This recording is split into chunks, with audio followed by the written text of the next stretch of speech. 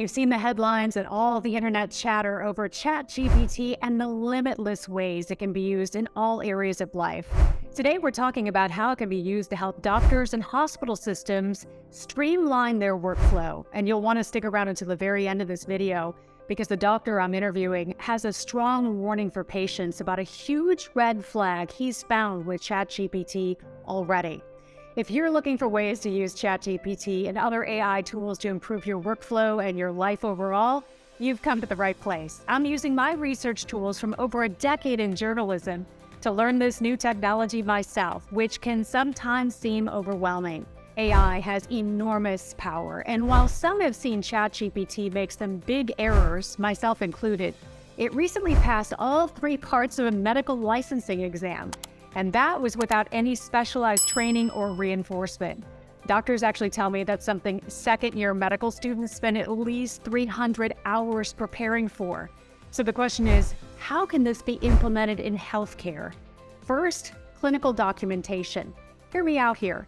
Doctors say that already ChatGPT can be trained on a data set of medical records, and that helps a patient's medical team have accurate and in-depth medical notes. For example, ChatGPT and other AI tools out there can take a doctor's dictation and summarize that information and write it out in depth and put it in the EHR, electronic health record system, for that patient.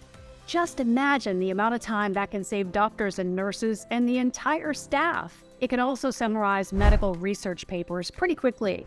Doctors can then provide that content quickly for patients who may have been newly diagnosed with various conditions. Now that's the good news, but there is a long list of limitations already that everybody needs to be aware of. First, it does not cite the sources it creates its information from. And you know what that means? It is absolutely not trustworthy. Dr. Harvey Castro recently released the book ChatGPT in Healthcare, and I asked him if doctors can really use ChatGPT right now to improve patient care.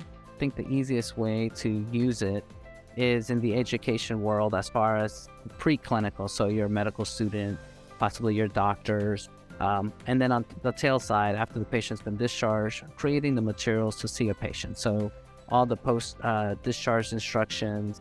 The problem that we face today, and again, this is a beta, is twofold. You mentioned one of them is HIPAA. So there's things in the EMR that we just can't simply connect ChatGPT to the EMR and say go, because it's getting your phone number, address, social security, name. Believe it or not, there's 18 identifiers, not just the common ones that come to mind. And so you have to be really careful integrating this. Second, from an ethical point of view, there's so many things going on with this, but one immediately would be not everybody has access to ChatGPT in the sense that maybe they don't have internet.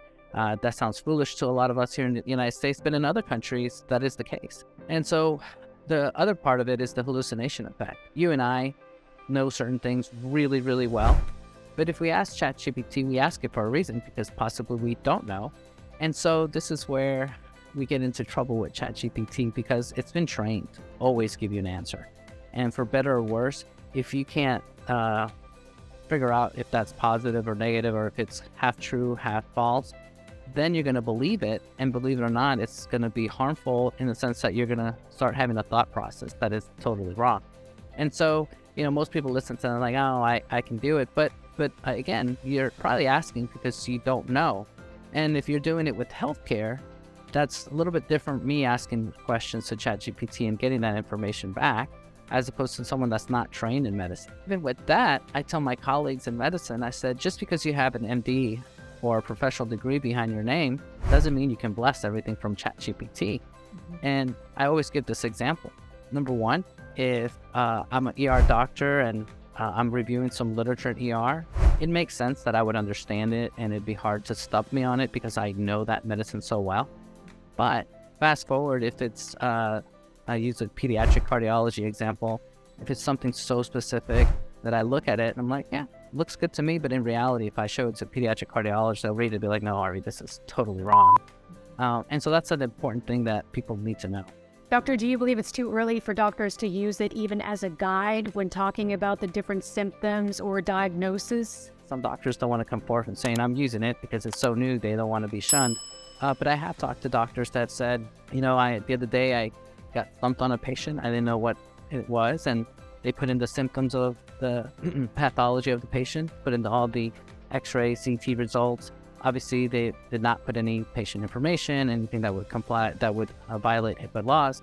And then they asked ChatGPT, give me a differential diagnosis. Give me all the possibilities that this diagnosis could be. And it gave them one of the diagnoses that ended up being the diagnosis. So I think in the right hands, it could be used correctly. But again, it's a beta. It's still new. It's crazy that in 2 months, it already has 100 million users. And I can't imagine this time next year, I wouldn't be surprised if we're already hitting 1 billion. So how does it currently compare to Google? I think it's better for twofold. One, right now, as of today, it's one thing for Google now. In a few months, it may change. But as of today, I think it's better in the sense that if I have a lot of money, let's pretend, and I can create the best SEO, the best keywords, pay the highest dollar, then when a patient goes and says X disease, they will hit number 1. Now, is that the number 1 information? Is that the best blog that is for the patient? Or is it just optimized by the patient, by the company that had the money to pay for that search to make sure that they were on that first page?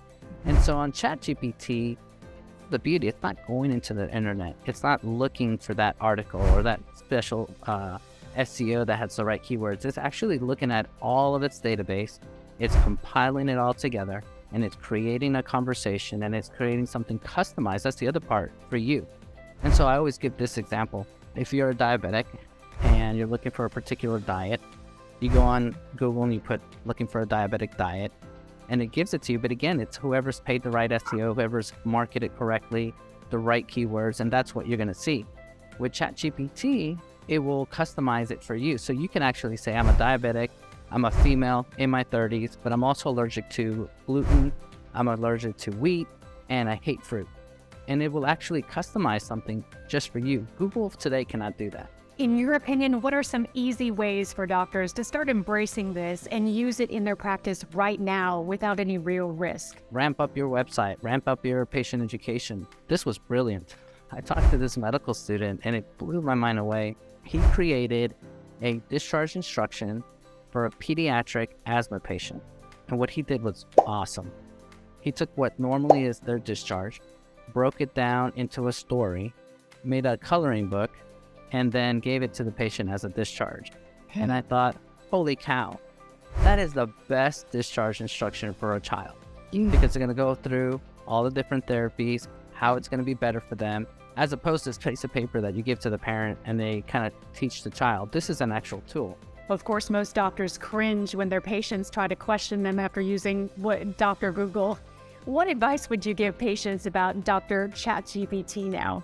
The tool is only as good as the information in it.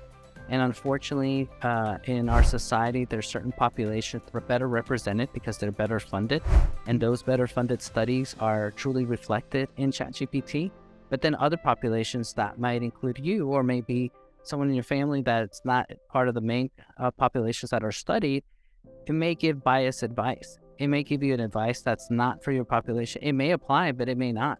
And so my advice, again, is to just everything you get from ChatGPT, always ask an expert. And I'm actually writing a second book, should be out in about 10 days, and it's specifically for the patient using this as a tool. I'm going over algorithms and decision trees, so that way my biggest worry is I'm worried that someone's going to get hurt with ChatGPT, because in other countries, you have the ability of getting drugs. And so you can self-diagnose, walk over to the pharmacy, get whatever drugs, and then God forbid you get the wrong diagnosis, allergies, there's a million things that it could be. And so then I worry that that may be the case in some place. Some very good warning and concerns that we all have to be mindful of. So much ahead. Dr. Castro, thank you for your time. Well, there's no question AI will profoundly change the way patients are diagnosed, drugs are designed, and of course, we're just seeing the very beginning. If you found this video helpful, please hit the subscribe button to help me continue to provide this free education every single week. See you on the next video.